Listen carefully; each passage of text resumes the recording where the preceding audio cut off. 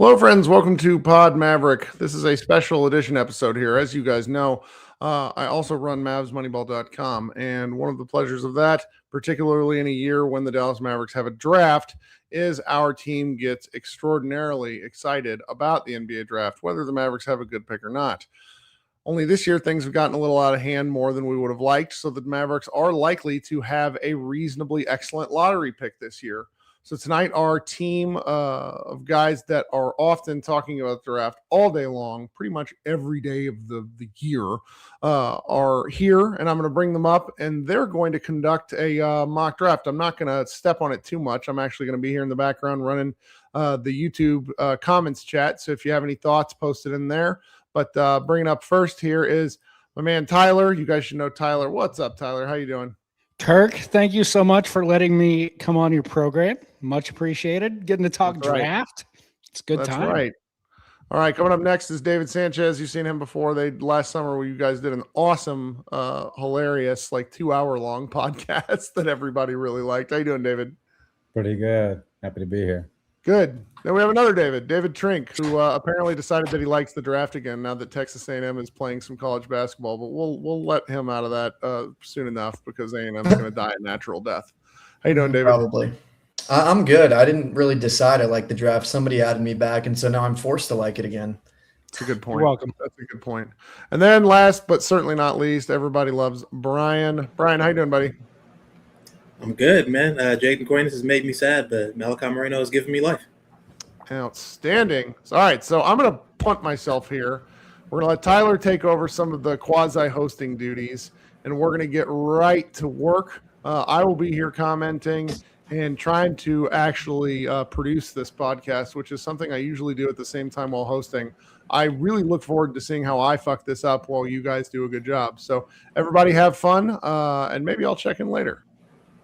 Thank you, Kirk. I'm worried about myself. I should have asked beforehand if I could cuss. So we'll come up to that as we go. So, all right. We need to start this mock draft at the very top.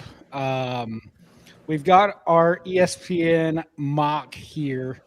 Kirk, if you don't mind spinning the wheel of fortune here to see who lands in the top. Oh my God. Would you look at that? God. You couldn't plan it any better. We should do that again, right? Well, we can have the Darren discussion now. I was going to say we should say who the Mavs should pick and then do it again. Yeah. Okay, so I like that. That's a good idea. let's have the Darren discussion now because it's a hot topic, especially after the game that he had on Tuesday, or was that last night, where he kind of asked out of the game to self. I just want to kind of go around the horn here. I know where I feel on this, but let's start with Brian.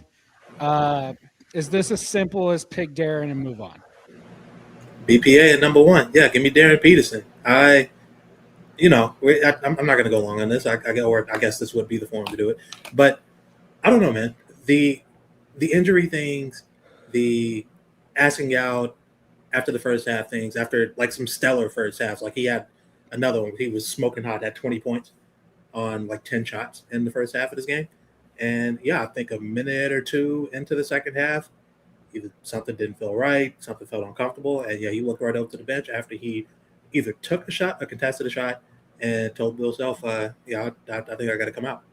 So I don't know exactly what's going on there, how involved his camp is, how involved his agent is, how much of this is him and his body in particular, or anything else is going on. All I know is he, for one reason or another, is not feeling up to finishing some of these games.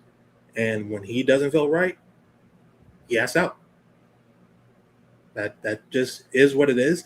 If for anyone who thinks that it is a self-preservation thing as far as making sure he gets to the next level, okay.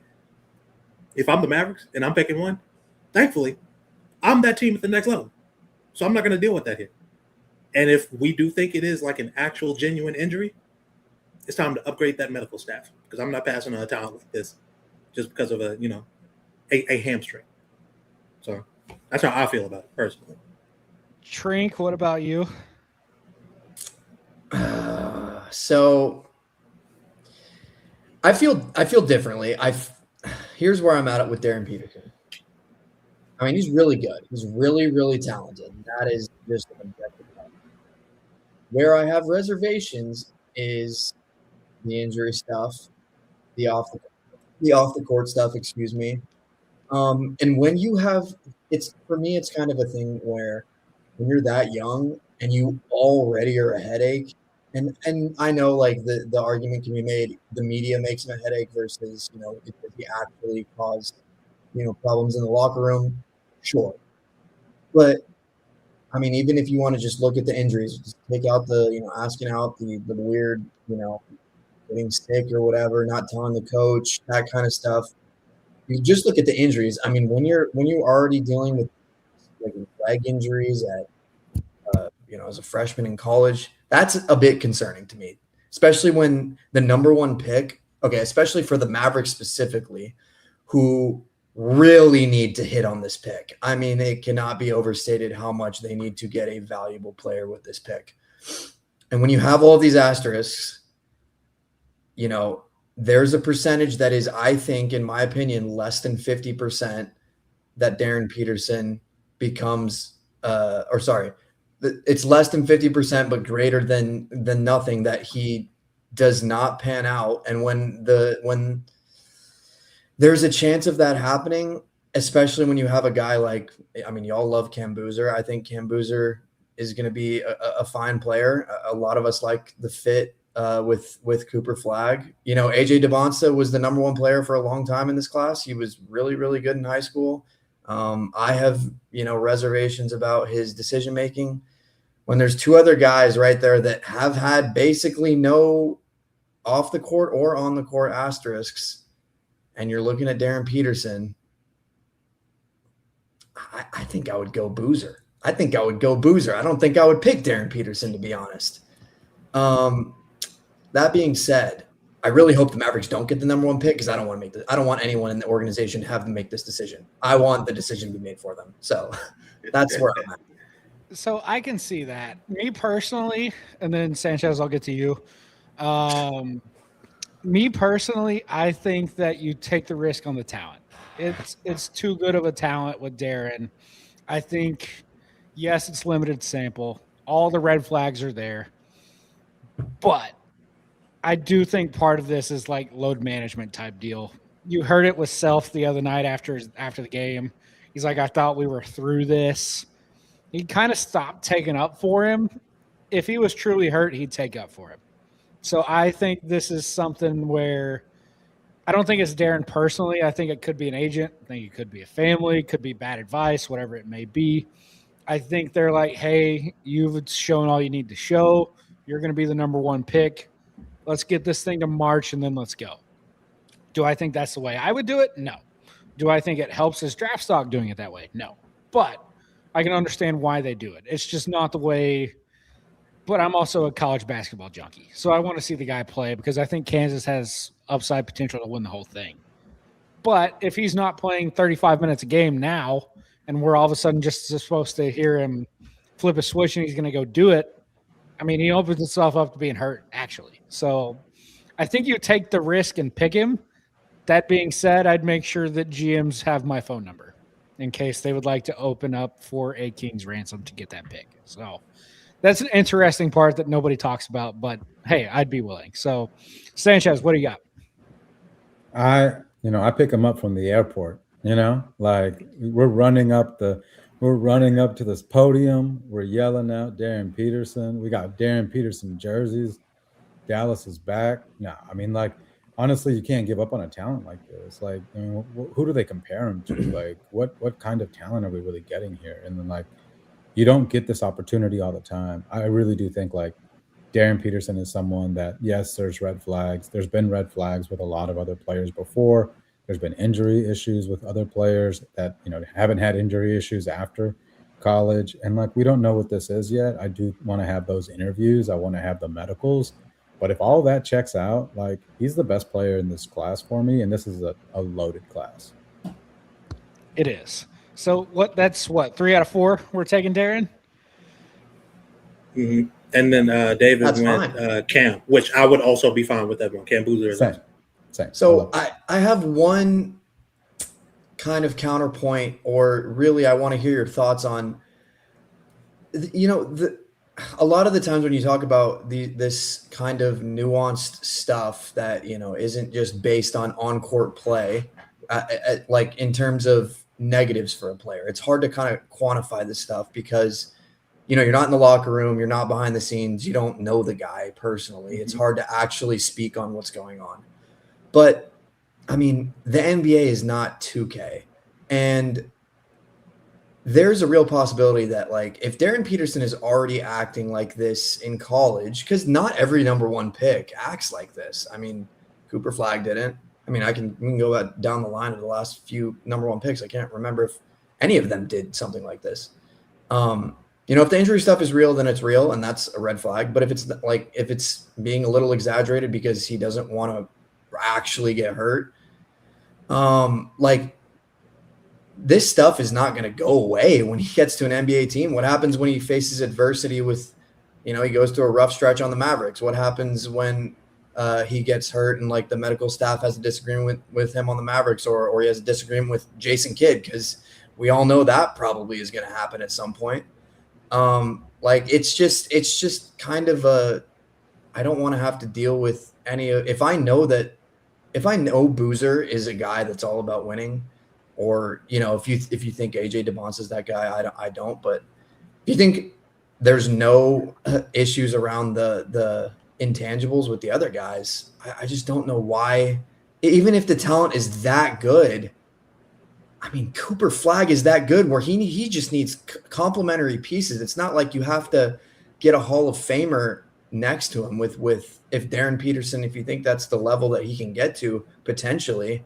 I just don't know if it's worth the risk. And I'm interested to see, like, what y'all think about that aspect of it. I think that just, like, to be a good player and to be the best player on a good team, Cooper Flagg doesn't need a whole lot. Now, if we want him to win, like win big, like win a championship at some point in the next 10 years, 11 years, 12 years, right?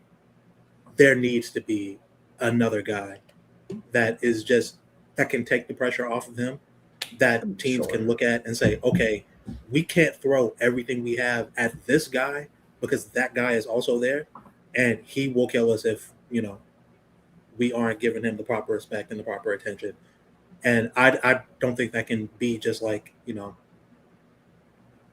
whatever Max Christie is going to turn into, whatever like a LeBaron Fillon, even, like, to use a guy like in the same draft, is going to become. Like, I think he's going to be a good pro, but there are levels to, like, what LeBaron gives you as a two-way player that can scale up and scale down next to Coop, and what a guy like a Darren Peterson gives you as, like, no, this is a star, like, on a similar level to what Cooper is, if not just shy of that, we have to give him, like, his own level of respect. I don't know. I'm just of the mind that if you have a chance to put a star with a star and their games complement each other in the way that I feel like those two would, I think you've got to take it. Now, Cam Boots is right there. He doesn't have any of these issues. I think his game complements Cooper's really well. AJ Dybantsa is right there. I don't think his game is as complimentary because he needs the ball a bit more. But if you just want to bet on the upside and bet on the talent, because he's got tons of tools and tons of potential, and he, at the very least, he isn't a good defender yet. He, at the very least, gives effort, has all the tools too, and there are guys there So if you decide to go a different way, if you decide to trade down out of that pick, like one spot, two spots, and you want to go with another guy, I'd be with it. But I'm fine betting on this talent. Let me caveat this before we move on to like actually doing a real draft. The thing I want to, I'll caveat it with, this is a very, very Maverick specific take because the teams that like on this randomized thing, Atlanta, Memphis, Chicago, Kings, and Washington. I mean, if I'm all those teams, I'm taking Darren Peterson. Like there's no reason why you shouldn't do that. They all need an alpha dog. Yeah, we have the luxury of having already. Yeah. This is a take based around the fact that Cooper Flagg is a very, very low so far drama guy with a very, very, very high ceiling, and I am very afraid to mess that up. That locker room up is what I mean. Okay, well, that's all I wanted to say. Okay. So if we randomize this in Atlanta and Memphis gets the first pick, Darren Peterson. Yeah, without a doubt. I mean, the only reason I would think it would be a discussion is if Darren red flags medically. Otherwise, he's 1-1.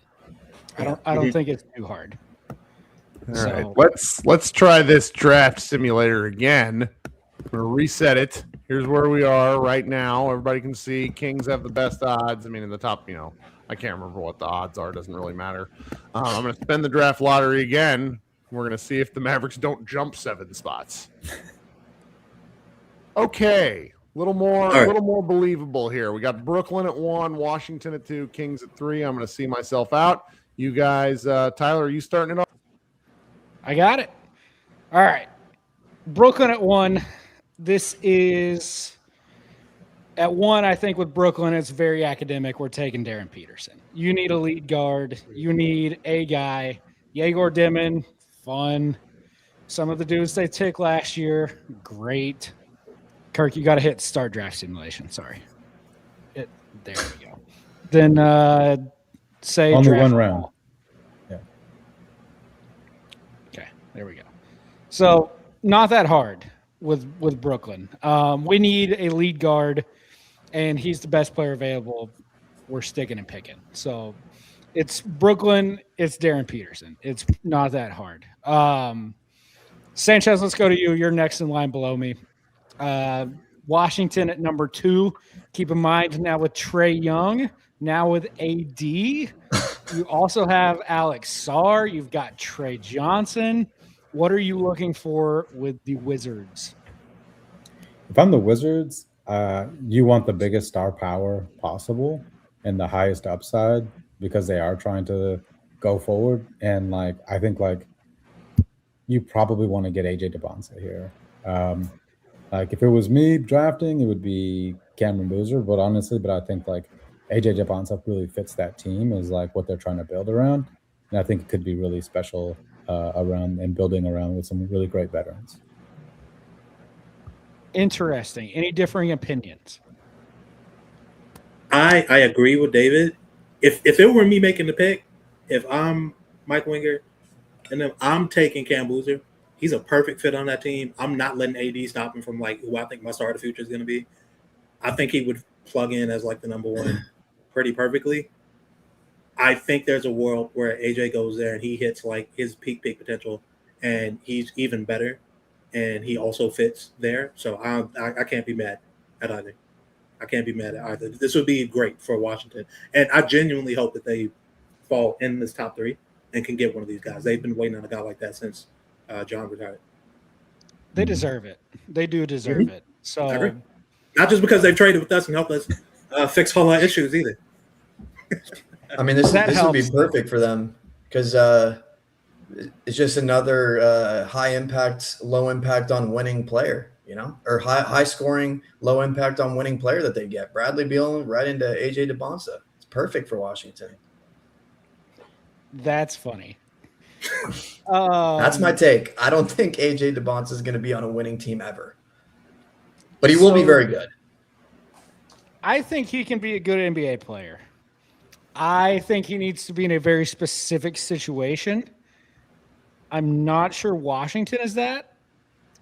I think he'd be a perfect king. Would be a perfect king. What's the difference? Well, Washington at least seems to have direction.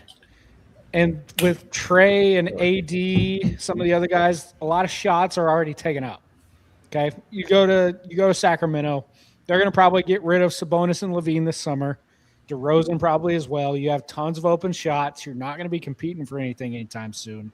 If you get a real coach in there, not Doug Christie, I think you've got something with AJ.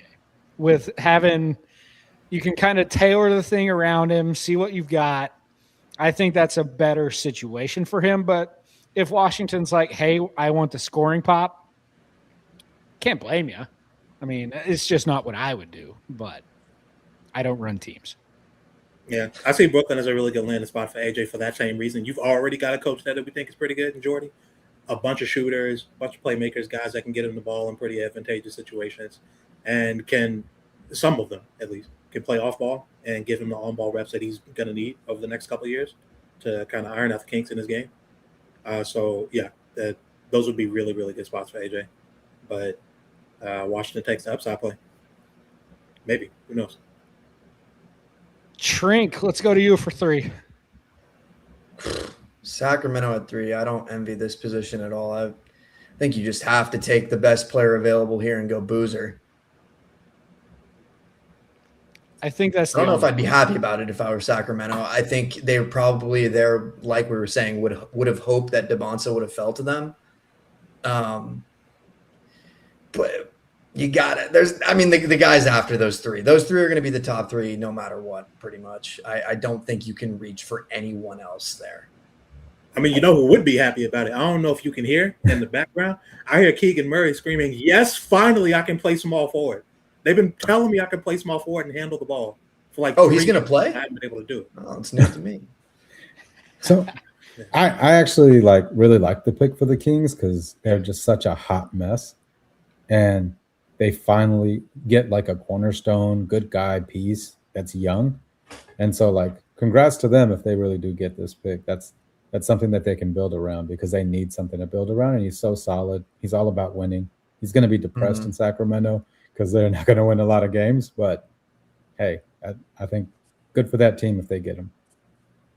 Yeah, they need a complete pivot. So it's just best player available for them. Brian, for Indiana in this situation, keeps their pick. Keep in mind, if it is not top 4, it goes to the Clippers. So they win their gamble. They get to keep the pick. You've got Halliburton coming back. You've still got Siakam. You've still got Nimhard. You get to add a young talent here. I could have seen them being a Boozer team, but Boozer not being here. So is it as simple as Caleb Wilson? You complete the big 4 because they're not really guard needy? Are you looking to – I think if you're Indiana, you might look to get out if it's not Caleb. But where do you go here? What they will do, given the fact that, one, they managed to keep this big, despite very stupidly risking it in that Zubac trade. I don't know why they did that still. They more than likely take Caleb in this situation. What I would do if I were them in this situation, I would try to trade down 2 spots, a spot maybe, and I would take Eden Wagler and put him next to Halliburton. But in this situation, you just take the best player available. We're still in that range where that's what you do. So, yeah, we're going Caleb Wilson. He has potential to be the best defender in the class. Full stop. Legitimate. His size, his athleticism, wingspan, that kid has all the tools to be an elite defender. Obviously, the wrist injury stinks. Sounds like he'll be back by tournament time, which is going to be nice. UNC is kind of dead without him. We saw him last night or a couple nights ago against NC State. They got blown off the floor. Yeah, so they need Caleb to be back. Yeah, I can't wait to see him for the tournament. I'm really, really hoping he's going to be back and the hand is going to be healed up by then because, yeah, that dude is electric. One thing he's going to do, he's going to go out there, he's going to dunk that ball some hard. Let me tell you. Yeah. Kirk, can you hit pause, offer trade here? I'm not going to offer a trade. I just want to kind of reset our board. So one of our discussion points here was what happens if the Mavericks jump, but not to number 1. So let's say instead of 7 there, they jump to 4 or 3. I assume that this is not an AJ team, although you can correct me if I'm wrong. Is it as simple as take Boozer? Is it as simple as if you're at 4, take the guard you like the most? Where do you kind of land on if they jump in? Trink, I will start with you. So if AJ Dybantsa is off the board at 2 and they don't go up to 2, so like if you're asking me if it's Boozer or a guard, basically, Unless you want Caleb. or Boozer, Caleb Wilson, or a guard. That's so tough. I honestly, I mean, if I were the Mavericks, I would try to trade down like a pick or two, because I really, really think that they should get a guard if they're past 5 or above. And I don't know what that trade looks like. Maybe they get like a late first or a second round pick or something. I don't know. And that might be an overpay. I don't know. But if they have to select a guy there, I mean, I think if they got the 3rd pick, they probably would take Cameron Boozer if they had to select somebody. I would trade back and get a guard, because I think the value of a guard on a rookie contract that can be good on that rookie contract is one of the most valuable things in the NBA. I mean, we saw it with Luka for sure.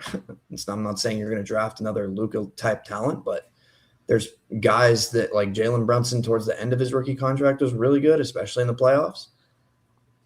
It's just a guard heavy league. And if you get a guy like that next to Cooper Flag, and now your 2 best players are making less than $25 million combined for 3 years at least, or not at least 3 years at the most, that is invaluable, especially with no first round pick the next 3 years, especially with all of the different CBA stuff that won't be changed until after these guys get their 2nd contract.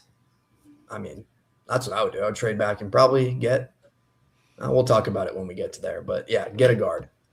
So I'm along your lines. If it's 3 and Cam is available, I think you can probably get a trade done. I think people value Cam in a way that they might not necessarily value like a Caleb or even an AJ, depending on who's coming up. If you're stuck at 3, you can't get out, and it's Cam, I take him.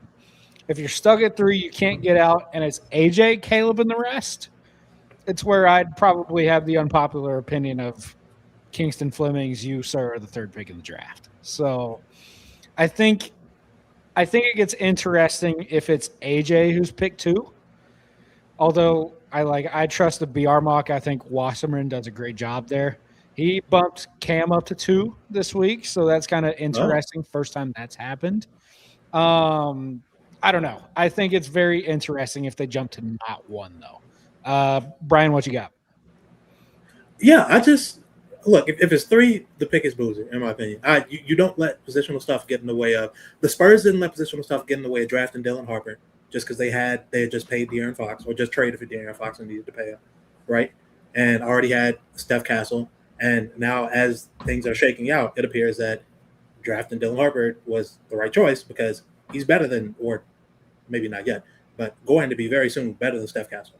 And I think if there is like an odd man out situation there, is Steph is going to wind up getting traded, or maybe they make it work with all 3. Who knows? But if you have the chance to take the best player, you take the best player and work it out, unless there's like a severe need situation that you can fill with a player of similar level. That's at 3 though. If it's 4, I don't know how many teams are going to value Caleb the same way in terms of like trying to trade down. I'll probably just take the guard that I like the most at 4. At 3, I'm taking Cam though. It's not a question for me. Just get the best player, put the best player you can with food, work it out. Sanchez? Yeah. If it's Cam Boozer that's available at 3, you take Cam Boozer. He's so good. I can see him and Cooper Flag playing together for 15 years in the league, like just right next to each other, winning championships. Like that's what you get when you get a Cam Boozer. Like you're going to get 2 guys that are going to want to win every game. They're going to hustle.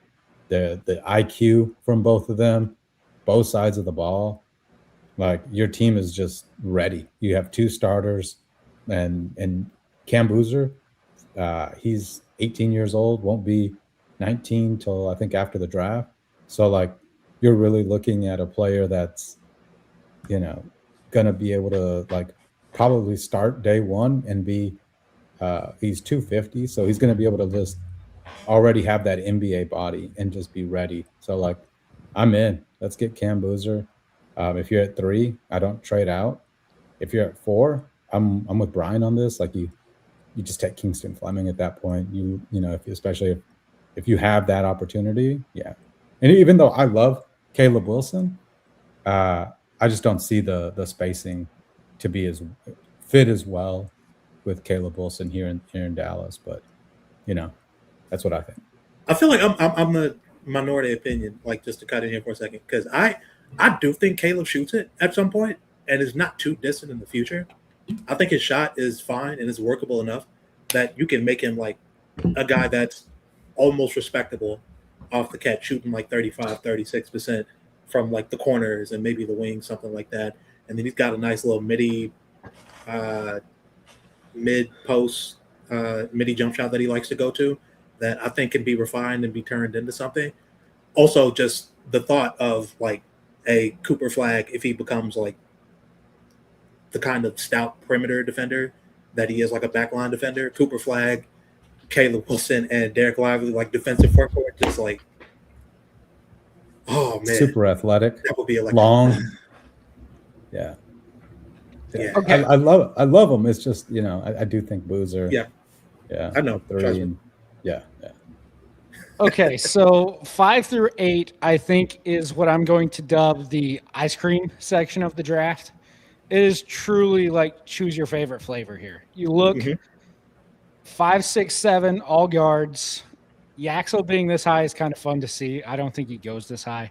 And then I think our main one we're going to circle in on there is 10 with Acuff. So speak now, forever hold your peace. 5, 6 in some order is Fleming's Wagler. Unless we think Michael's jumped in. Look, when I said I would take the guard that I like the most at 4, I was talking about Michael Brown. Personally. I just if I'm going by the same kind of BPA logic, even if I'm if I'm feeling a positional need, I think Michael has the highest ceiling. I'm just going to bet on that. I think he has flaws that he has kinks that need to be ironed out. Kingston does too. He's not like a perfect prospect. None of these guys are, but they're all so talented. It's really just, like you said, picking your preferred flavor. Give me the 6'5" jumbo playmaker, like shot creator from like 28, 29, 30 feet that can, that's shown that he can kind of like stand up and hold his own on defense on a given play. Like that's what I want personally. As Pat Kelsey said, the back of the bubblegum card says he's a certified shooter. Yeah, I don't let one. I'm not going to let this 1-year sample float my logic there. I still think in the NBA he's going to be a certified shooter, especially if Brian, like we were talking about at that game that we got to attend. Thanks again to Kirk, Matt, and everybody for making that happen. When Michael puts on 15 NBA pounds, it's going to be problematic. He's going to be really good. Yeah, man. It's and this is for the Hawks, right? Yes. Mm-hmm. Hey, man, look, with losing Trae Young, they lost a guy who, if everything you want to say about Trae Young, put asses in seats. Trae Young was a show. He was a player that people came to the arena to watch play basketball and pay good money to sit in the 200s, 300s and watch him play. I think Michael is going to be that kind of guy if he gets closer to like what his ceiling is. I think he would be awesome playing off of Jalen Johnson. You could tell me Kingston is the pick here, and I'm not mad. You could tell me it's Michael. If you really, really like him, you could tell me it's Darius Acuff. Like you said, pick your flavor.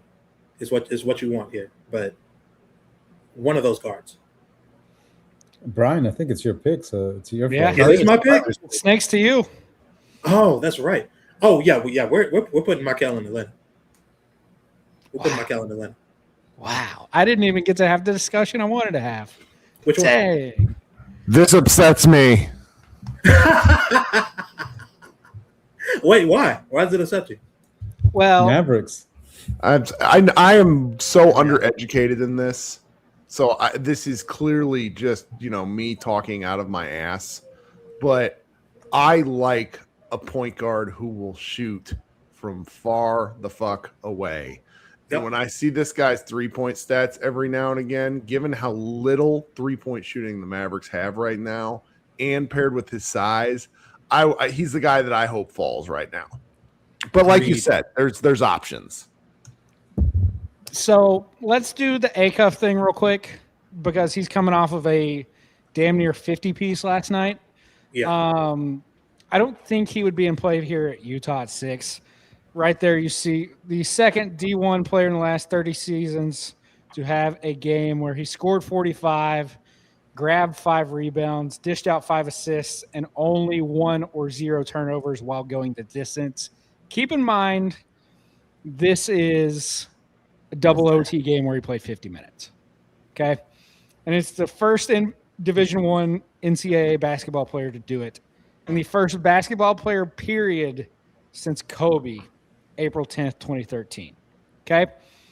And I feel like I need to defend myself here. If you've read Mavs Moneyball, you have seen me kind of say in no uncertain terms that I do not think Darius Acuff should be a Maverick.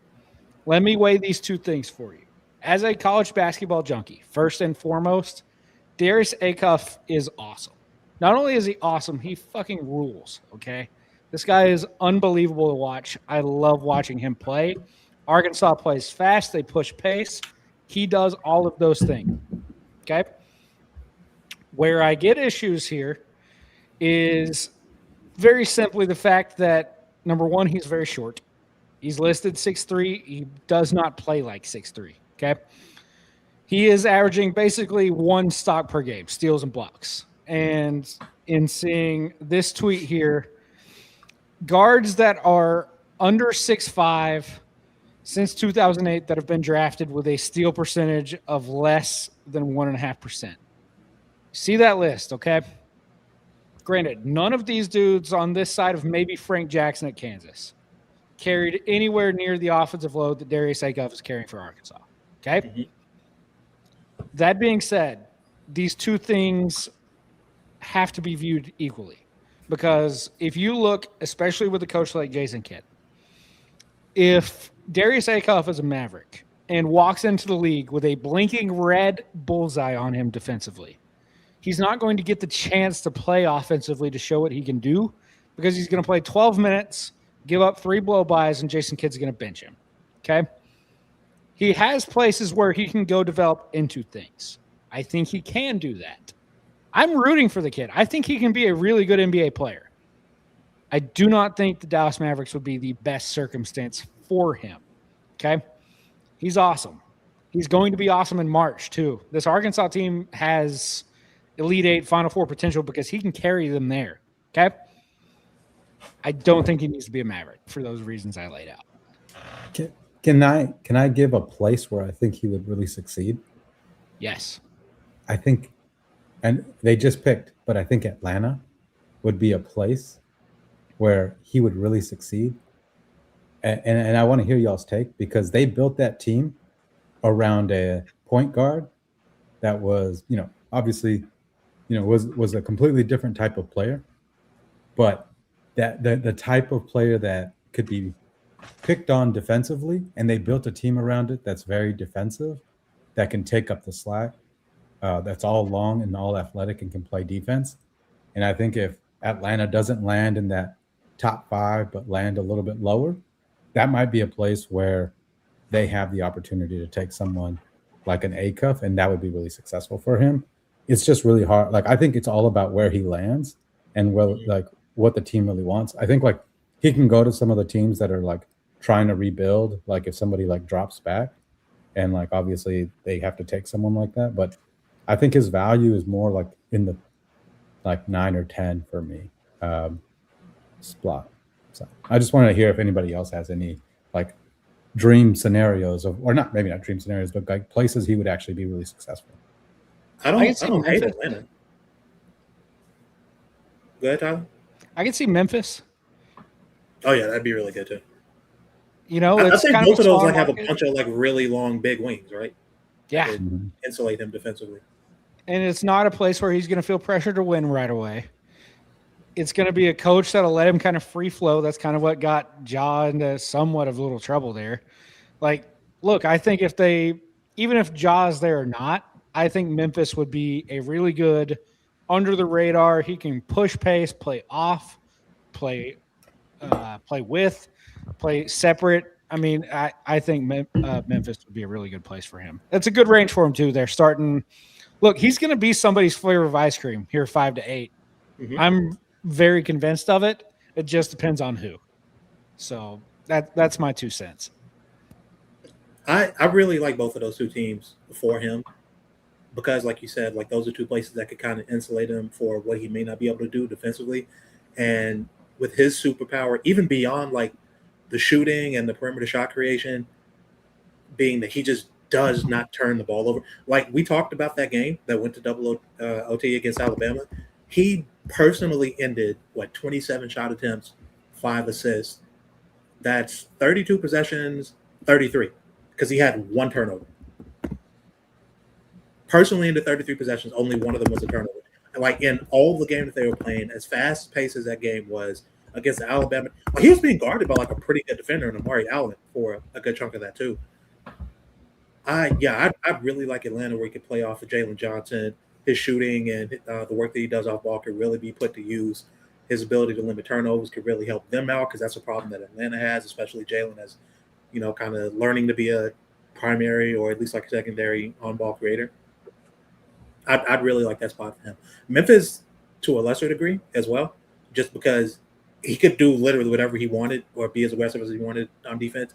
Because if you got Zach Edey standing behind you, it doesn't matter what happens on the perimeter at the end of the day. So, yeah, no, I'd really like both of those spots for him. Okay, well then my counter argument would be if you're saying Acuff can succeed in an environment where you've got length and size behind him, how is that not the Mavericks? I'm not saying the Mavericks should take him. I'm just saying that the Mavericks have a maybe not right now, but what they're going to be eventually is length and size around Cooper Flag. And okay, we can talk about this when the Mavericks get their pick 7. Well, I was going to say, because we could talk about that, because here's the thing. I don't disagree with you in that he could be successful here. I don't even think that's a question. I definitely think he could be successful here. The question is how successful. With me, it's more a matter of ceiling than what I think he's going to be. I think he's going to be a good pro. Okay. All right. Well, with Kyrie in the immediate, that's tough. Well, also that, yeah. As a teeny tiny backcourt. Okay, wait. Who's up for Utah though? David Trink. This is you at 6 with Utah. I don't know if they need a guard per se. With Keontae there, they could probably use a big guard, which might lead them to Wagler. Yeah, that's where I would go. That's what I would do, but kind of dealer's choice there. Utah's also kind of like a weird situation, though, right? Because they have like those 3 guys in the front court now. That they don't even need a big. They're going to retain Walker Kessler. They're not going to let him walk. Yeah. Then you got Triple J, Laurie, Keontae, who's just popped. He's now your point guard, right, of the future. It seems like Ace Bailey. So that's what I'm kind of getting to, though. Ace is kind of the odd guy out because I think he is going to be a really good shooter and he can shoot it, but he's not like a 2, especially not defensively. So I'm a bit concerned about how that's going to end up. Maybe he just ends up coming off the bench next year until they figure things out long term. But yeah, they're right to pick an off guard, in my opinion. I think I agree. I will go Keaton Wagler for Utah. That's a good pick. I'd be so frustrated, dude. Same. Because like Jazz fans deserve like a player that good.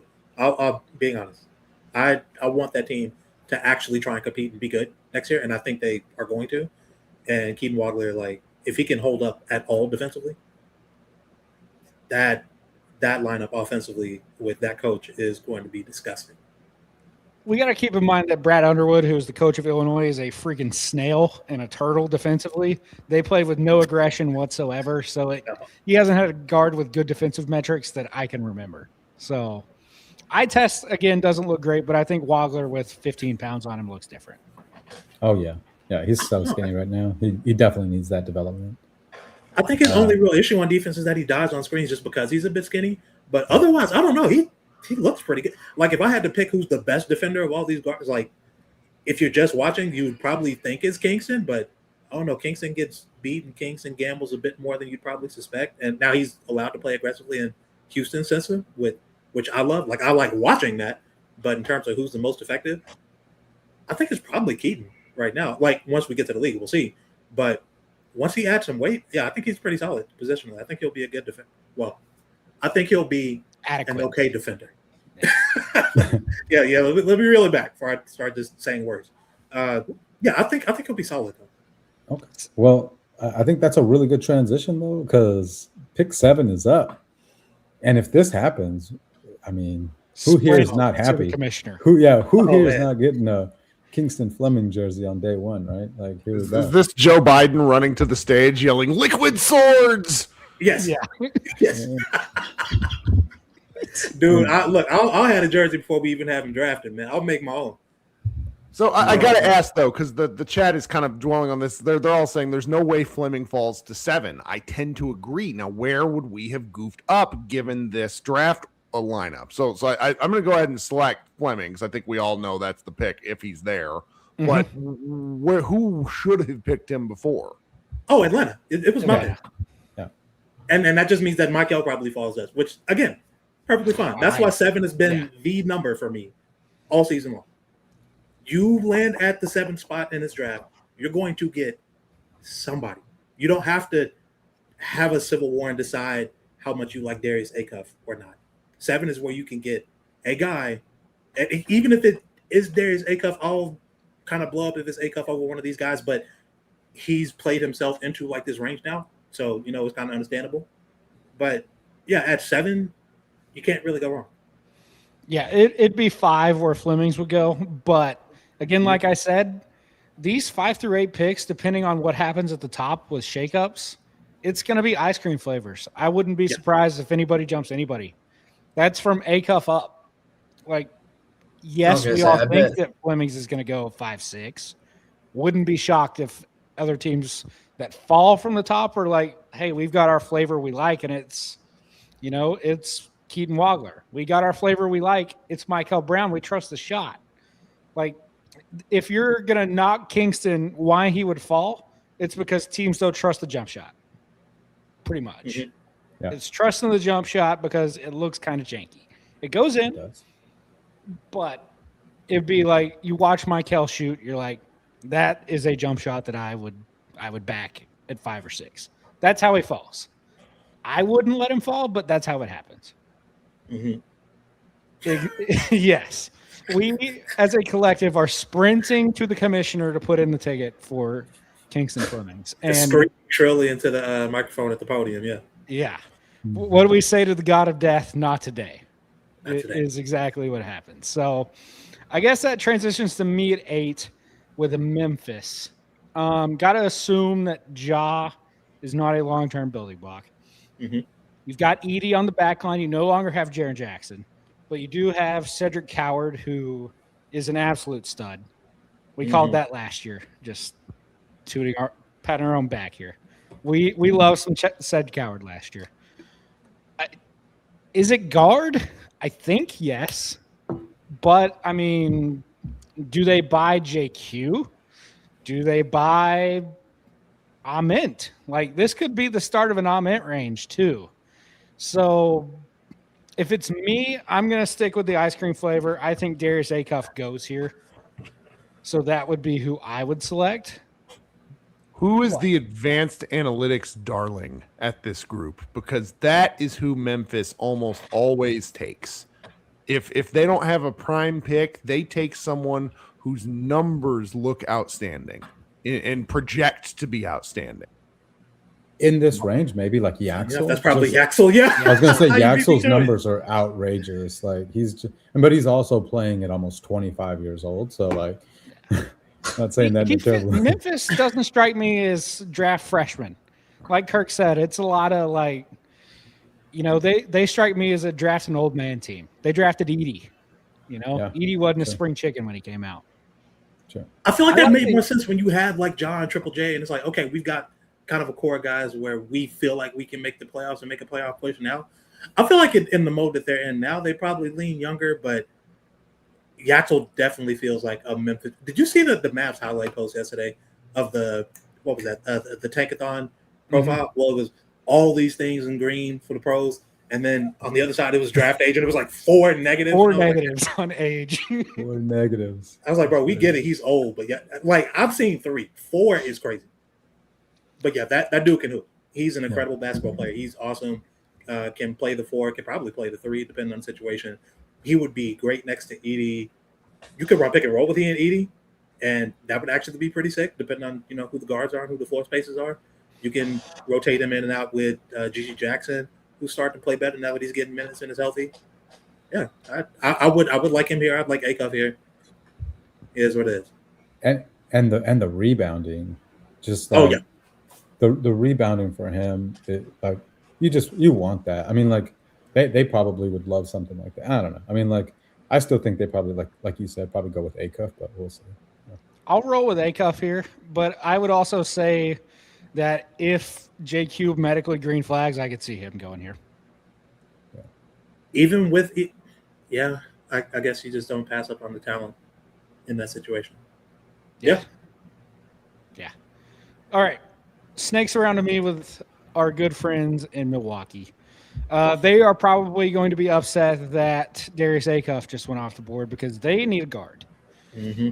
So, with them being guard needy in mind, do they reach for someone here? Do they take BPA?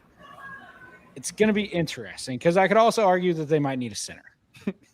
And with Giannis potentially maybe in or out, they might – look, I could see him going BPA. And if you do that in this scenario, I'd be kind of halfway tempted to go Ahmed. It's tough. We're right like in the Nate Emmett zone at this point. Yeah, it's either like a player like him. Maybe they're like, hey, we're gonna take the best possible player we can get right here, who isn't like super old. Give me JQ and we'll deal with the injuries. They could go Hannes, Steinbach. Like if they're looking specifically for a big Ngongba, maybe this feels a little rich, like taking him right here. But if they really like him, then What about a win? What about a win now guy of Yaxel?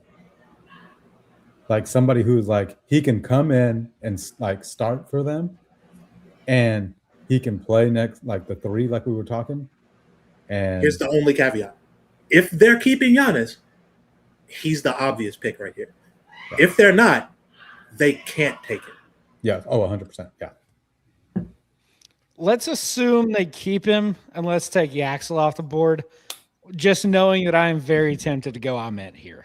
And if they do end up saying Giannis, it's time to cut, I think they do go with Ahmed because they would see a guy who was preseason projected to go with that big 4 in the top 5. Mm-hmm. And has been for like 12, 15 games now. Like still getting to the free throw line. We're talking about like the driving improvement that Michael Brown has made, the shooting and playmaking improvements that Darius Acuff has made coming into this season. Man, Nate Emmett is getting to the line. Like some of these feel like just college star calls that I'm not sure how many of these translate to the league. And he's still pretty skinny, but dude, he is throwing himself into these defenders and getting to the free throw line. Now he's hitting his midi pull-ups, hitting threes. Yeah, man, sure. Why not? If it happened to be Nate Emmett, but yeah, if we're assuming he's here, take Yaxel.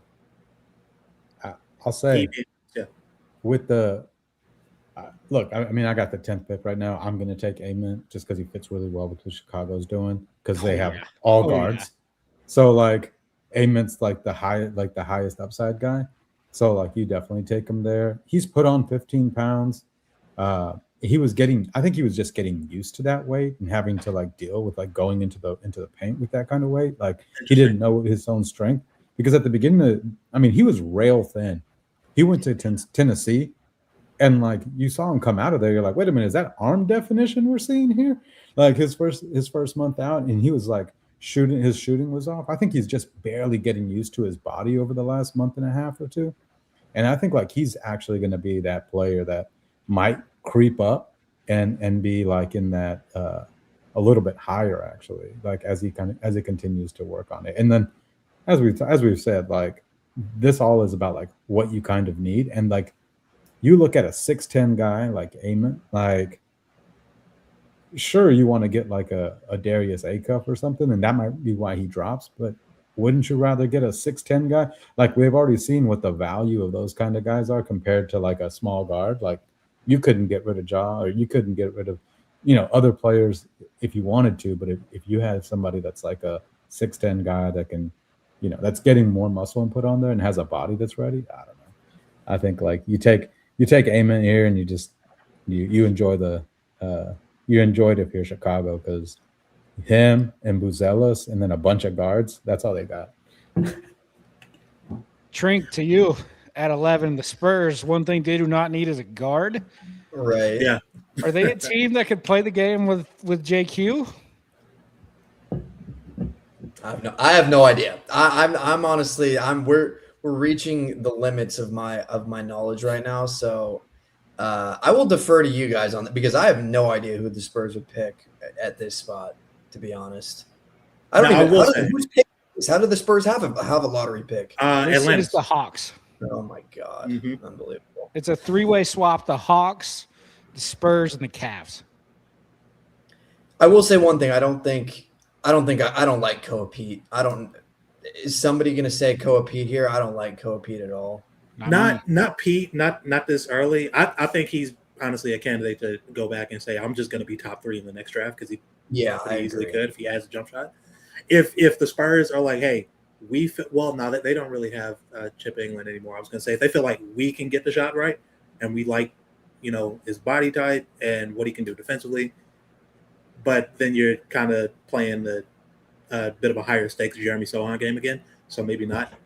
I will say the Spurs love a big white foreign stiff, and he's not quite a stiff, but I think a lot of the things that Luke Cornett has brought to this team as a backup center, as like someone who can just kind of sub in for Wemby as far as like the size, the ability to score and operate out of the pick and roll as a screener, and just being abnormally large.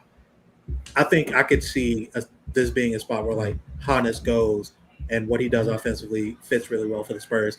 Or even if they want to go like super big white stiff, they reach down like for like a Dybantsa or something, which would be like now you're just the funhouse mirror team. That would be Spurs arrogance at its finest. Like, it's like the Patriots of the NBA. It's like, you think he's a late first? Nah, dude. Yeah, no, not to us. Yeah.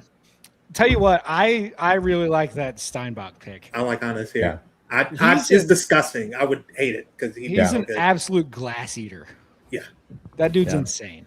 He's a perfect Spur for them too. Right next to him. He's the perfect kind of guy that like can play big, and you can play him next to Wemby and put Wemby at the 4, because he's just destroying teams on the glass. And then all of his, I think he's a better defender than he gets credit for, genuinely. But whatever deficiencies you have in your mind about him, as far as like him being a rim protector, that doesn't matter if you have Victor Wembanyama behind you. So. Yeah. And he played well in FIBA last year against Team USA, against all these guys. And like I think like that, to me, that's one of the reasons I fell in love with Michael Brown. We were all chatting at that exact same time, and we were like, "Oh, you guys watching this?" But like, it was him, Michael, Christian Anderson. That's why I fell in love with CA. Same, yeah, that was great. All right, Brian, to you with pick 12, the Hornets. Oh, that's so easy. Give me JQ. Injuries, I know. Hey man, BPA, and good God, can you imagine like Jaden Quinn is catching like LaMelo lobs, and him rolling with like the kind of gravity that LaMelo and Brandon Miller and Khan would provide. They still got to go and get a 4, but hey, we can worry about that later. This is This is team go get it. We're going to the play-in, trying to play our way to the playoffs this year, and then we're going to add the best center this team has had since I don't know when. Possibly. Insert blank. Al Jefferson. Big Al. Hey, respect Big Al. So yeah, sure. So Al Jefferson. Right. Pick 13, the Thunder again. Not God. again. The Thunder for the first time. How do they have another lottery pick? Thank you, Los Angeles Clippers. Brian, I guess this one is you as well. Me personally, I'm stuck here either between like complete long shot flyer and like Lou Dort is about to get paid and we don't want to do it. Yeah, this is if we're going to take a long shot on, and they don't even have to do it right now because they have another pick in the teams. They do. Thanks to the Sixers. Like this could easily be a hey Koa Pete, hey Tunde Yusufu. I was going to say Tunde. Yeah, Seeing him in person, that dude is big. He is big. He is strong. He is fast. He is super explosive vertically. He doesn't have the footwork to be a good defender yet. If there's anywhere that I'm confident they could pick him up, teach him to defend, teach him to shoot, because the shot, it looked terrible the first time he let one go in the game we were watching when Baylor played Louisville. After that, it looked pretty online. I think he only ended up making one. He attempted like 7. Yeah. But I think he's got the bones of something that could be workable for them in Chip England. The Thunder also, sorry to interrupt, they're a prime trade-up team.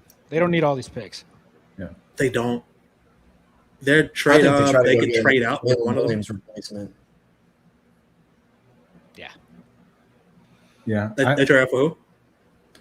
I think they just try to get a Jalen Williams replacement in this draft. I mean, they have so many picks in the next. They're just going to like cycle guys, but like Jalen Williams is not going to be there. They're just going to replace him with some really talented first round pick. Blah blah blah blah blah. We're talking about. We're not J Dub the wing. Jalen Williams the center, right? The big. No, I'm talking about J Dub. I don't know. I think he's too irreplaceable to what they do. No, you don't. They're going to move on from J Dub. I don't think they are. I do think that risk is a little cooked. I just think he needs to rest it. I think he's going to be fine. They can't afford to move that dude. He is like such a unique part of what they do in terms of being a guy who can guard legitimately 1 through 5 at like 6'5", 6'6", and can handle the ball, can create for himself, can be a playmaker out of pick and roll, shoot, can do all these different things. Legit decoy candidate. They can't. I don't think he's the guy they move. There are guys in that rotation that they're going to be like rotating out pretty soon. Lou Dort's that guy for Dort. Me, yeah, Dort's going to be the first.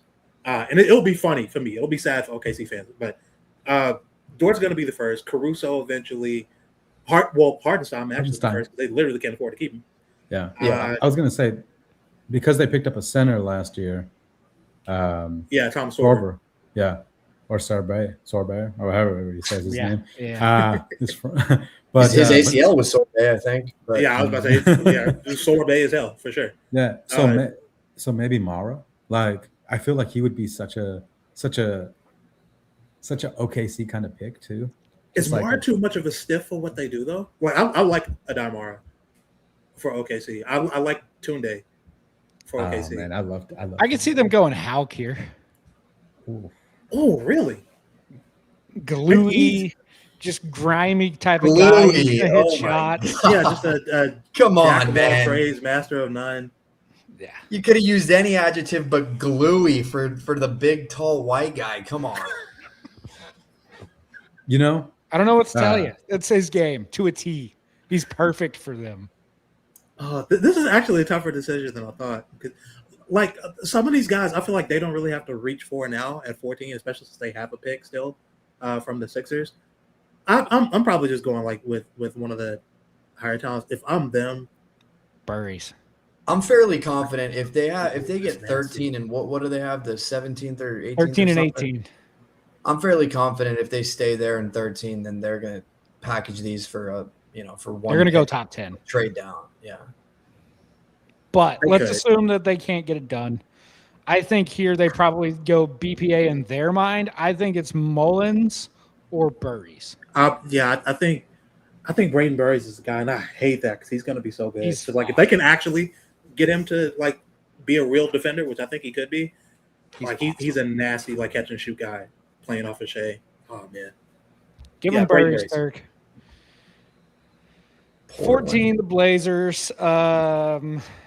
This is an interesting one for them. This is interesting. I think, man. I mean, the Blazers want to play big. They want to play long and fast and guard.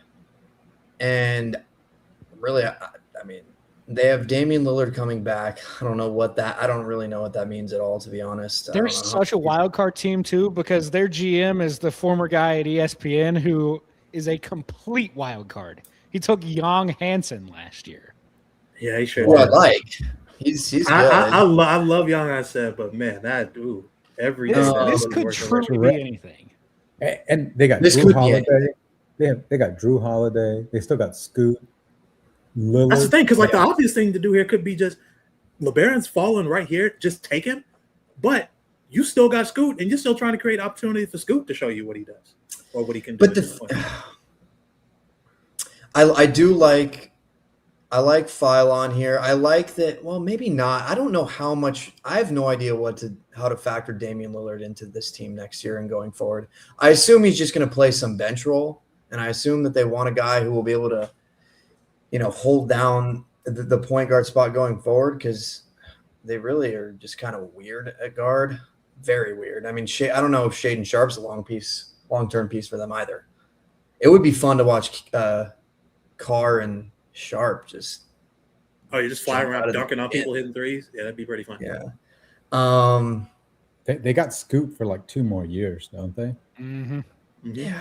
I don't even know if they might consider Scoot just a sunk cost, and whatever, little piece you get out of him is what it is, and then you move on. But I don't think Scoot is holding them back from taking Phylon here, right? Well, yeah, if they're viewing Scoot as expendable, it is, to me, it's Phylon, Anderson, and Sturts. It's one of those guys, and I'd lean towards the former two.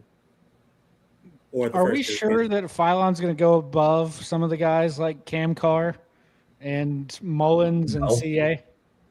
I think so, just because legit ball handlers that can scale really well on and off ball, shown that he can be a good defender in his rookie season when his usage wasn't crazy like it is this year, and shown that he can scale up and be like a pull-up shot creator, driver who can get to the rim and really facilitate your offense. Like those kinds of guys, they're really, really valuable.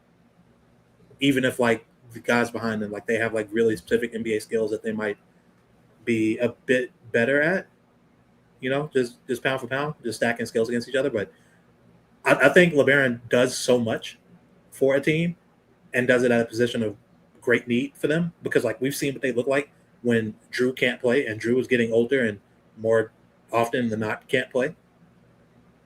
And we don't know what Dame is right now. I mean, I think, I've talked myself into it. I think I'm picking Phylon here. I think they probably would, if he was there available, they probably would take him just for the fact that they can develop him under Damian Lillard for a year or two and hope that he's the guy that can hold it down for them. Yeah, this is a guy that we could see going in the 9 to 12 range anyway. So the fact that he's kind of fallen to this point, they'd probably say, you know what, we'll just take it and run. Sort of BPA, but really filling the need.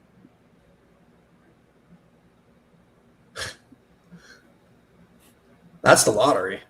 That is the lottery. I don't know how long we want to go, but that's so.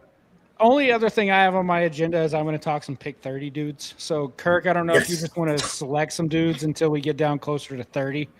Kind of dealer's choice here. Pick 29. I believe in our Detroit Pistons. I do too.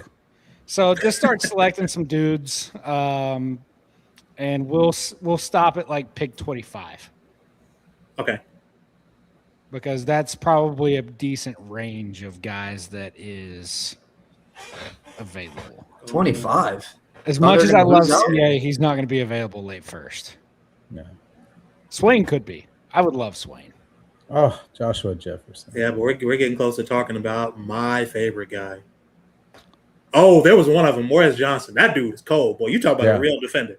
All right. So pick 25. Bear in mind that in this simulation, we've still got 4 more picks to go because the Mavs are 29th. But this is going to be your selection of guys here. Okay. So you're not going to be looking at your lottery type of player, obviously. You're late first. But these are all dudes who can do something really, really well. And if you're in the right situation, you can kind of get the best out of them. Okay. Sanchez, you know more about Kareem Lopez than most, right? Yeah. Yeah, man. I've been watching Kareem Lopez, man, since he was like 16 years old. He played summer league 2 years ago when he was with the Breakers. It was his first year like there, and he like played really well against Utah. Like not this past summer league, but like 2 summer leagues ago. And remember, like he's 18 right now. He's been playing against like grown men. He's 6'8", 6'9", depending on what you're looking at. 225, big hands, like can play defense. His shots like a little sporadic, but he's still developing. And I think he'll do so well if you put him in the right system. I don't think he's a Maverick, to be fair. Like I would rather have someone who has a little bit more of a shot profile to if I'm going to bring another wing in. Like there's Amari Allen that's right there that I know like Brian probably wants to talk about. That's my guy. Yeah. Yeah, I know. I'm saying. But I think like Kareem Lopez is going to be a great player in the NBA. I think he's going to be a solid starter in the NBA, and just be able to just do the rebounding, and like hopefully develop that shot that he needs to, and do the dirty work that a lot of players have to do at the 4. He could play the 3 as well. He's a guy I've seen as high as lottery. I think Wasserman had him like 11th or 12th. So he's a guy who's going to have a wide range, I think. Yeah. Brian hit Amari Allen for me. He's a guy since you kind of brought him up into my purview here over the last couple months, guy I've been paying attention to. I like watching him play.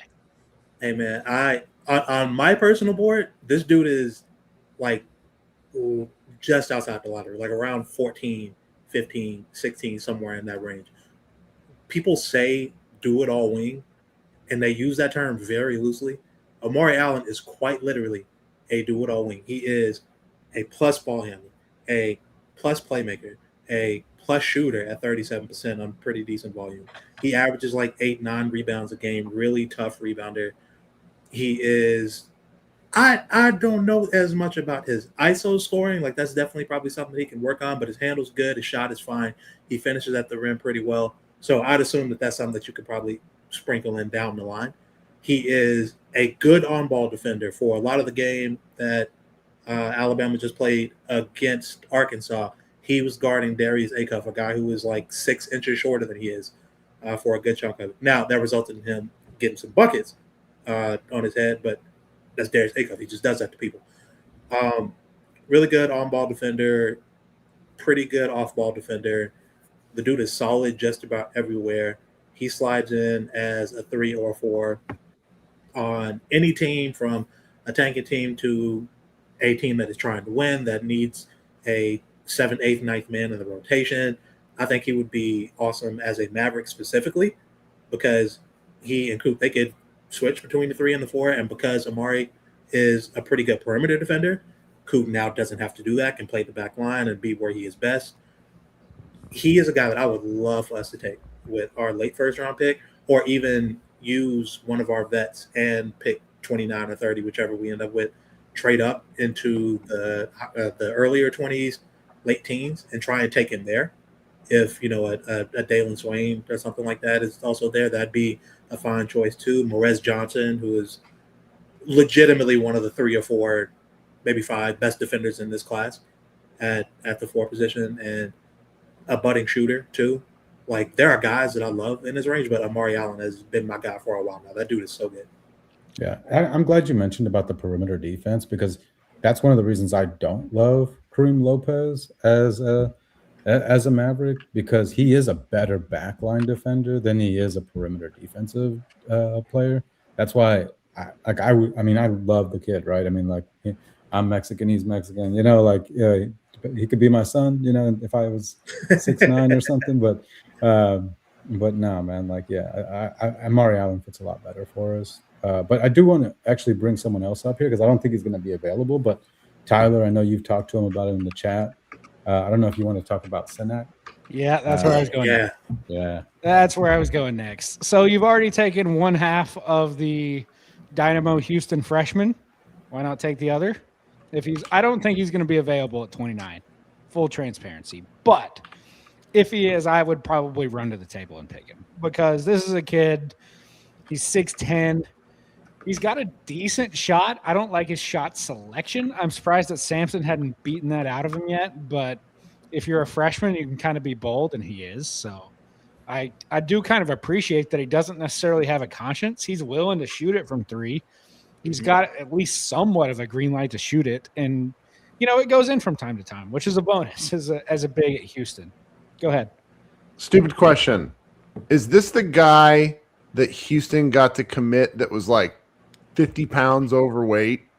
And is that next year's guy? Next year. Next year. Can't wait for him either.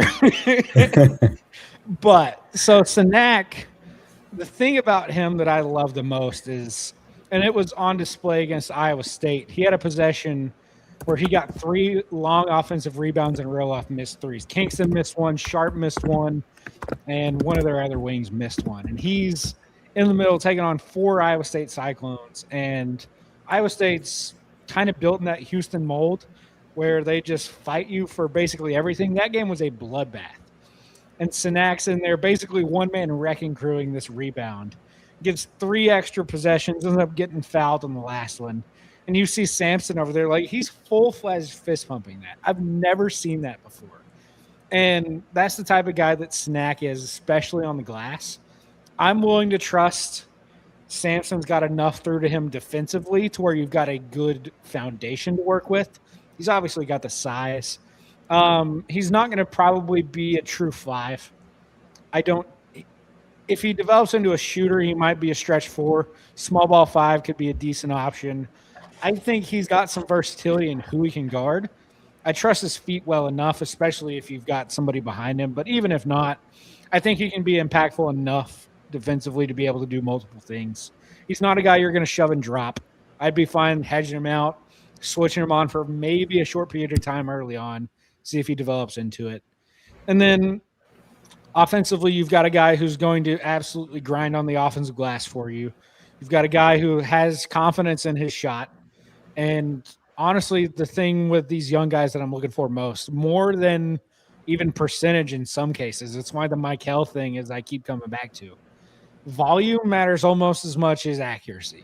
Mm-hmm. If you are confident enough to step back there and shoot it, I trust you to be able to knock them down eventually. And Senak does step out and shoot it. So I think he'd be a great pick late in the first round. I think he'd be solid to go along with whatever guard you bring in.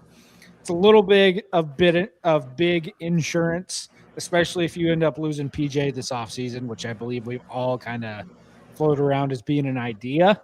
Mm-hmm. He's not a one-for-one replacement. Let's not get it twisted. But he's a warm body that I would not have an issue throwing in the rotation day one to see what happens. So Chris Senak, I think, is a guy that Mavs fans should keep an eye on here, late first round. I'm glad you brought him up. Early in the season, someone brought him up to me. I mentioned him as kind of like a 3-and-D big potentially. And I watched one game of him early on in the season for Houston, and I said, this feels like a Christian Wood regen, man. The shot selection is not it. This is not what we want. And then, I randomly just checked back in like 10 games later, 12 games later with Houston. And, dude, I watched him rebound, and I said, okay, never mind. This is an NBA player. He is a ferocious rebounder. Defensive rebounder, offensive glass. He is truly a glass eater in a way that I did not expect to be a part of his game. I love Chris Senak. I would not mind having him on the team at all. Like two things that we loathe, right, from this team or have over the last, 3-4 years, free throw shooting, defensive rebounding. He would help clean up so much of the defensive rebounding problems that we have. One of the things that he would replace that PJ actually does, as far as PJ being one of our better defensive rebounders in the last couple of years, he'd be awesome on this team. He'd be a great kid to have here and put next to Cooper and just kind of include him kind of in the core long term, yeah, that'd be fun. Especially being able to bring him here with Kingston, that'd be really fun and cool to have happen. He's also super coachable. Like Yeah. all I hear is the greatest stuff about him. Like he's always like paying attention to coaching and like just watch him. Like he's just great. Like he's just somebody that you really want on your team if you're trying to win some games. And I know he's not the prototypical big because he's just not tall enough.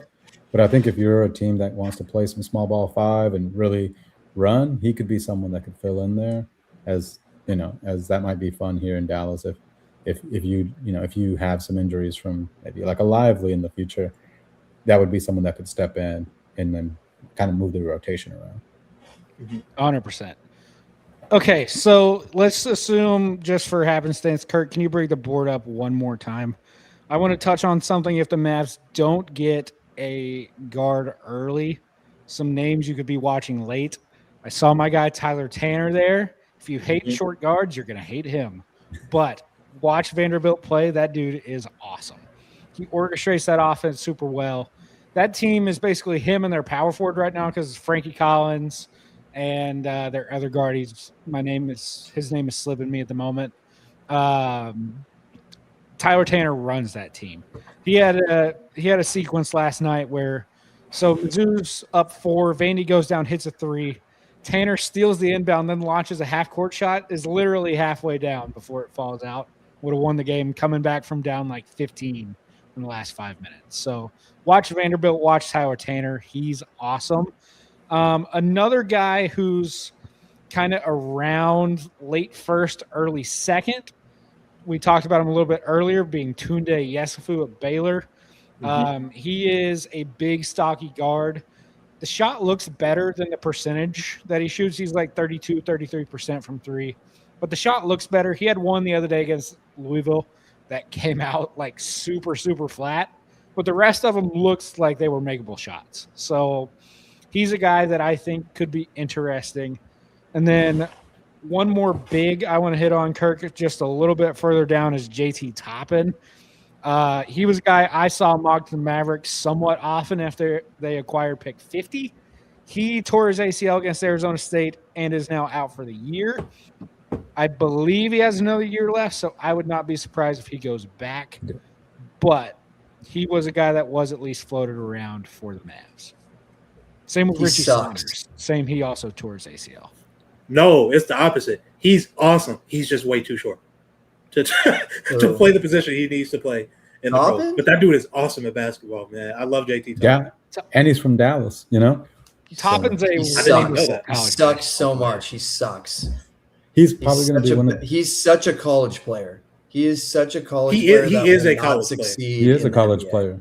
That's why he definitely should probably go back to school one more year, collect that NIL bag, and then get it how you live in the G League next year. But look, man, the back half of 2027 is so weak.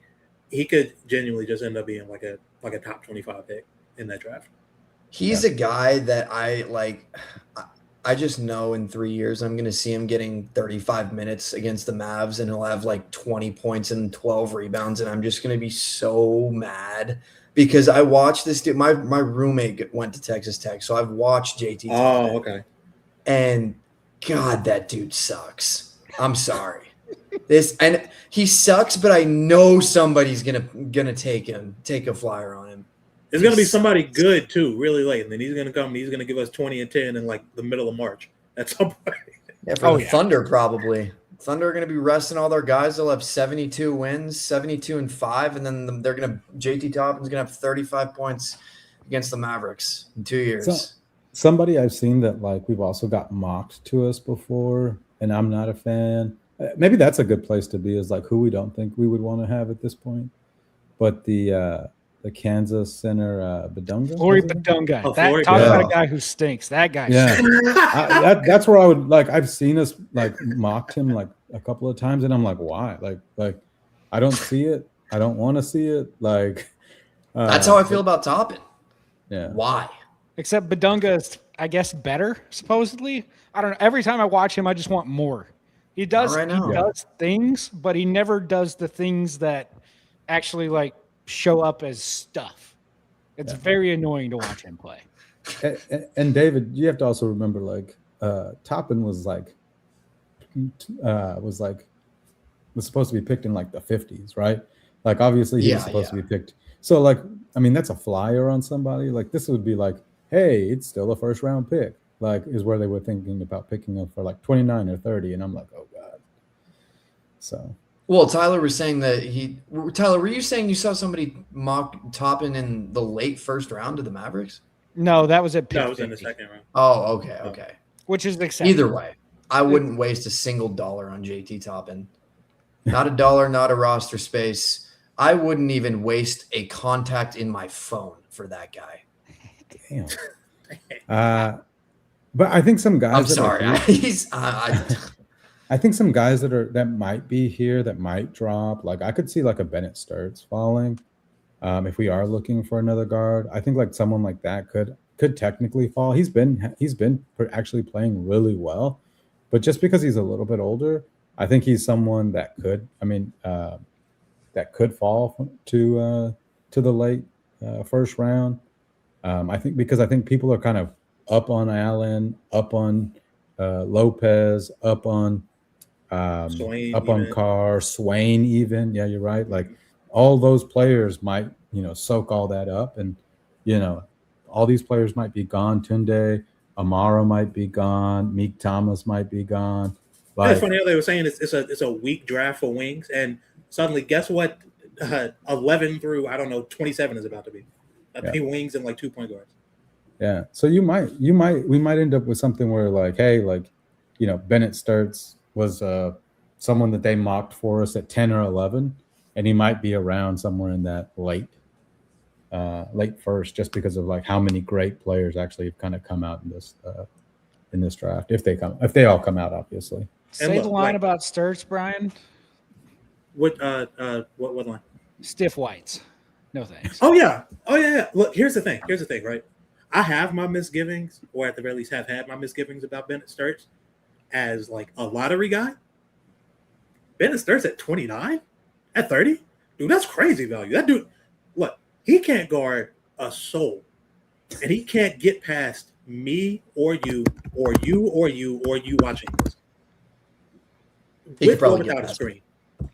But he's going to run a second unit for 12 years. And he is going to shoot the piss out of the ball and be a good playmaker. Like, that's value, dude. Like, I would take Bennett Sturts there in a heartbeat. I would even take Bennett Sturts like as high as like, I don't know, like 19, 20. Like, I'd probably obviously be looking for wings there instead. But like that high, if none of the wings that I really like are there and he's there and we need like another guard, like, sure. Yeah, I wouldn't mind it. Now, if we're still hanging around the 29-30 range, and we need a big, I happen to know a school that might be able to supply one. Malachi Moreno would be available if he's not like going back and coming out in 2027, and I would like to have him here. Okay. So should we also talk about guys that we would love to see here? Because I got a guy that I think Brian doesn't want me to mention. Yeah, let's wrap it up here. I know we're getting close to 10 here. Let's go one last around the horn guy you want to see type deal, kind of parting thoughts for this exercise here. Sanchez, I'll start with you since I rudely interrupted you.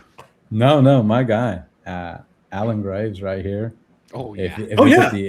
Santa Clara. I was like about a month ago. I was like, whoa, this guy can play. I was like, he can. I think I put it in the chat. I was like, first round, like maybe, like, let's see.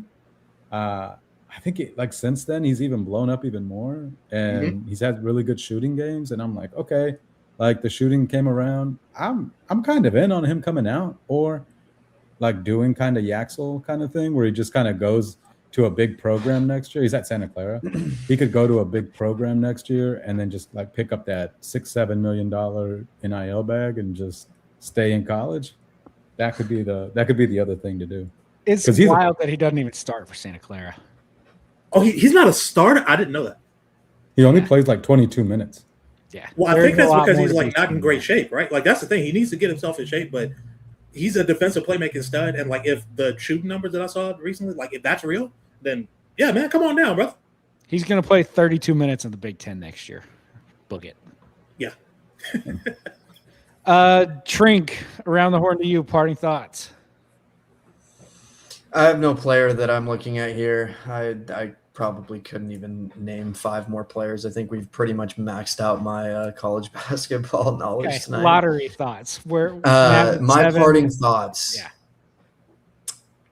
The Mavericks have to get a guard in this draft, in my opinion.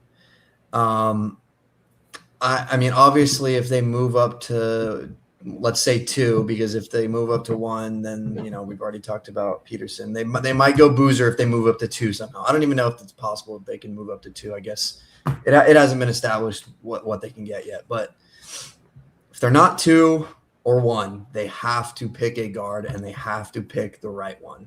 I don't think it's an understatement, or I don't think it's an overstatement to say that missing this pick could set them back 2, 3, maybe more years in their rebuilding process, because this is basically one of the 3 or 4 pillars that they're going to have to build the next 5 to 10 years on. So I don't know who it is. I like Michael Brown, I think. Michael Brown, I like him a lot. I think Acuff is very, very talented. We didn't even talk about the fact that Kendrick Perkins said he could go number 1 overall, or that his uncle is Rashad Phillips, which basically takes him out of the running for me. But I do think if you ignore that, then he's a very talented player. But yeah, whether it's Michael Brown, whether it's Kingston Flemings, Wagler, whoever it is, they got to get it right. Brian.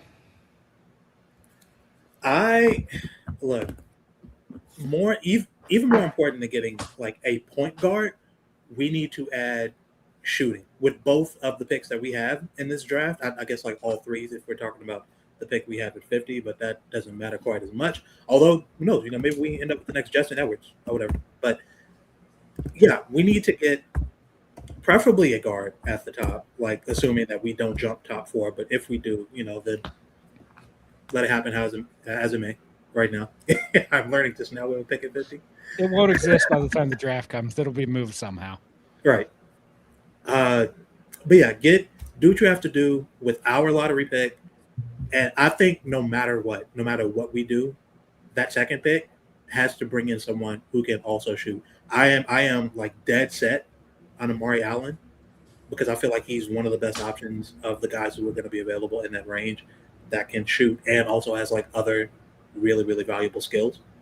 We need guys that take as little off the table next to Cooper as possible, that can provide him space to grow and be the best that he can be, and that can like enable him to try any role, any skill, anything he wants to develop or try and max out.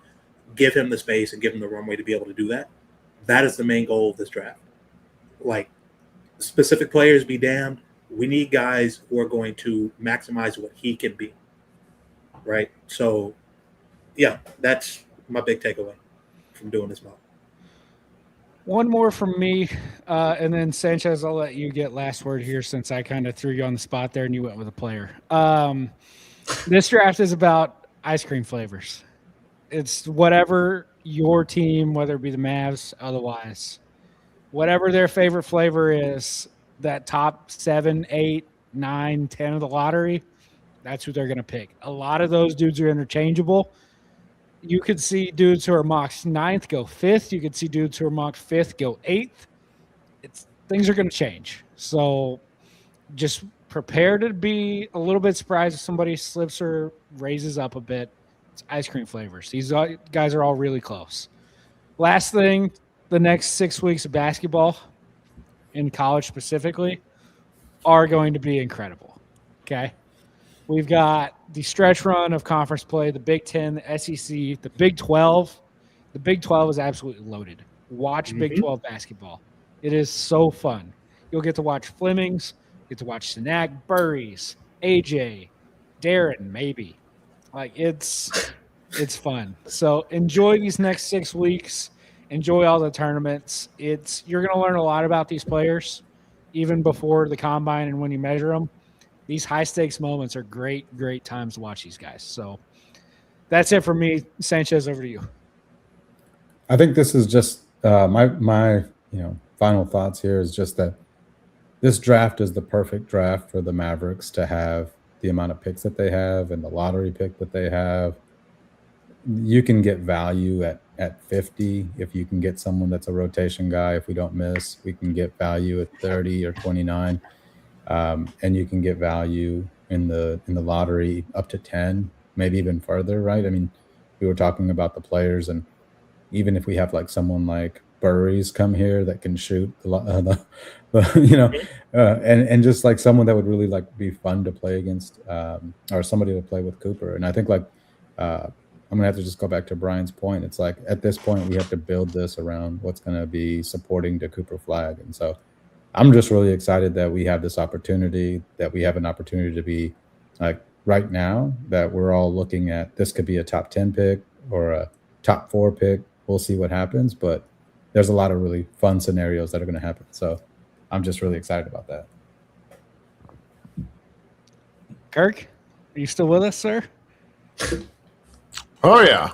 As you guys can tell, I really got dressed for the occasion tonight, wearing a t-shirt. I was like, God, I look terrible tonight. Yeah, it's been a lot of fun. Thanks so much for doing this. I think as we get closer, as I host 2 shows, or try to host 2 shows, I think there'll be more and more draft talk. So essentially, anytime you guys want to hop on a Mavs party to talk about something that happened that wasn't the game that I just watched, I'm probably going to be thrilled about it, because I just saw like the Mavs' next 5 games, and it's just a slate of ass, and I'm not really interested in it. And unfortunately, that's what I'm contractually obligated to. So we'll all be here. This is I love the draft, and the fact that Mark Cuban, his first year, if you go look at what happened in 2000, he pushed a ton of capital into what became one of the worst drafts in NBA history, talent-wise. That's not his fault. That just is what happened. And I am very confident that colored the next 15 years of transactions, if not more. And so I've always loved the draft, and now we finally, this is, I think, the first time in like 30 years the Mavericks will have 2 first-round picks. Like that's hard to do, but that's where we are. And there'll be a lot of stuff to talk about. This, next year we won't have any picks at all unless the Mavericks do what I hope they do, which is become a facilitator for contracts in 2026, 27. But we'll see. We'll do something like this again, particularly if things start to suss out. I hope you guys had fun. It was a great time, Kirk. Thanks for having us. And it is very fun. And we didn't even talk about this draft being the last fight out of Vietnam before. That's the next thing we're gonna have to. Yeah, we'll talk about that maybe tomorrow night. So hop on after the Mavs get their faces pounded by the Wolves. Everybody be good. Thanks so much, and go Mavs.